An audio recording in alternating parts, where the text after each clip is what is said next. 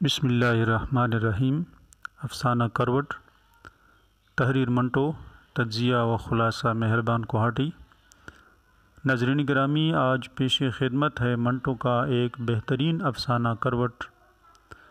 اسی افسانے کے نام پر منٹو نے اس مجموعے کا نام بھی کروٹ رکھا ہے۔ افسانہ کروٹ ایک طوائف یا بازاری عورت کی اصلاح کی کہانی ہے۔ یہ عورت مختلف جگہیں بدل کر ایک مولوی صاحب کے پڑوس میں مکان کرائے پر لے کر رہنا شروع کرتی ہے۔ طوائف کا نام سندری بائی ہے۔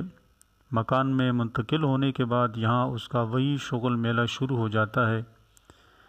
گاہک آتے ہیں، شراب کا دور چلتا ہے، فحش گانے بجتے ہیں، ناز و ادا سے بھرپور ناچ چلتا ہے۔ بس یہی روز کا معمول ہے۔ آس پاس کے لوگ اس صورتحال سے سخت نالاں اور فریادی ہیں۔ اپنی نفرت اور بیزاری کا اظہار لوگ مختلف طریقوں سے کرتے ہیں۔ کوئی گند کوڑا وہاں پھینکتا ہے، کوئی گلی سڑی چیزیں، کوئی استعمال شدہ سالن اور ہڈیاں، اور کوئی پتھر۔ مولوی صاحب کا انداز سب سے الگ تھا۔ وہ طوائف سے کیا چاہتے تھے؟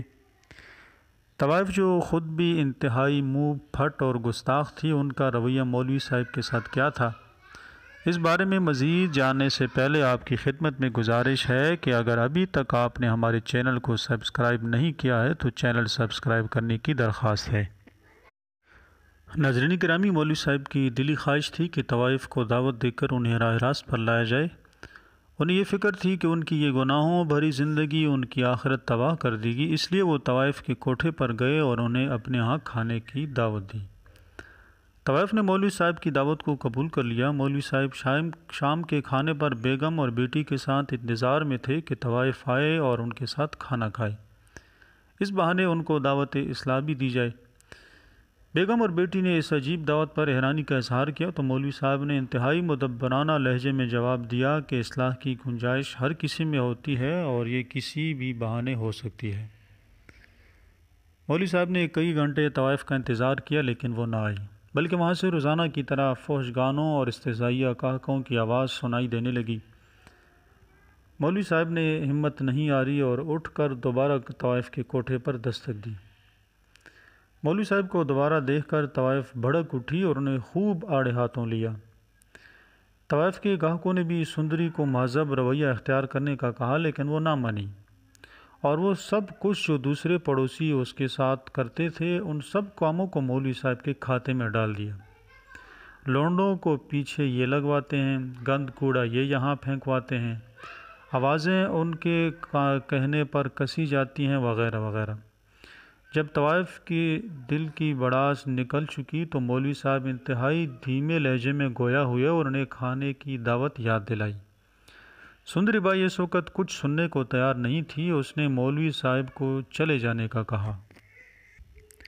مولوی صاحب کے جانے کے بعد وہاں کا ماحول بھی پھر سے گرم ہو گیا۔ کسی نے وہاں ہڈیاں پھینک دی تھی۔ سندری سیدھی مولوی صاحب کے گھر آئی اور ان سے سارا ماجرا سنایا اور ساتھ یہ بھی کہا کہ وہ یہ جگہ چھوڑ کر کہیں اور چلی جائے گی۔ سندری کے جانے کے بعد مولوی صاحب بھی سندری کے پاس پہنچے جہاں اب کوئی بھی نہیں تھا۔ مولوی صاحب نے سندری بائی کو یہ جگہ نہ چھوڑنے کی تلقین کی بلکہ یہاں رہتے ہوئے اپنی اصلاح کی کوئی سبیل نکالنے کی تجویز پیش کی۔ سندری بائی نے کہا کہ اسے تو کوئی گھر میں نوکرانی بھی نہ رکھے تو یہاں رہنا کیسے ممکن ہے؟ مولوی صاحب نے پاس بیٹھنے کی اجازت چاہی۔ سندری نے کہا کہ ضرور بیٹھیں، اس میں کیا اجازت؟ مولوی صاحب نے سندری کا ہاتھ تھامتے ہوئے بڑے پیار سے کہا کہ آپ کو کون نوکرانی رکھنا چاہتا ہے جبکہ آپ کا نوکر آپ کے سامنے موجود ہے؟ آپ کو نہیں معلوم کہ آپ کتنی حسین ہیں؟ بس دوسرے لوگوں کے ساتھ آپ کا تعلق ہونا انہیں اچھا نہیں لگتا۔ مولوی صاحب کی یہ حرکت سندری کو ایک آنکھ نہ بھائی۔ اسے مولوی صاحب کی اصلاح کے پیچھے کی ساری کہانی معلوم ہو گئی۔ مولوی صاحب سندری بائی کو اپنی دوسری دلہن بنانا چاہتے تھے، لیکن اس سے پہلے کہ مولوی صاحب مزید کچھ کہتے اس نے جھٹ سے اپنا ہاتھ چھڑایا اور مولوی صاحب کو نکل جانے کا کہا۔ اگلی رات سندری کا کوٹھا رنگ برنگی کمکموں سے چمک رہا تھا۔ شراب کے دور چل رہے تھے اور محلے کی پوری فضا ناچ گانے، سر سنگیت اور شیطانی قہقہوں سے گونج رہی تھی۔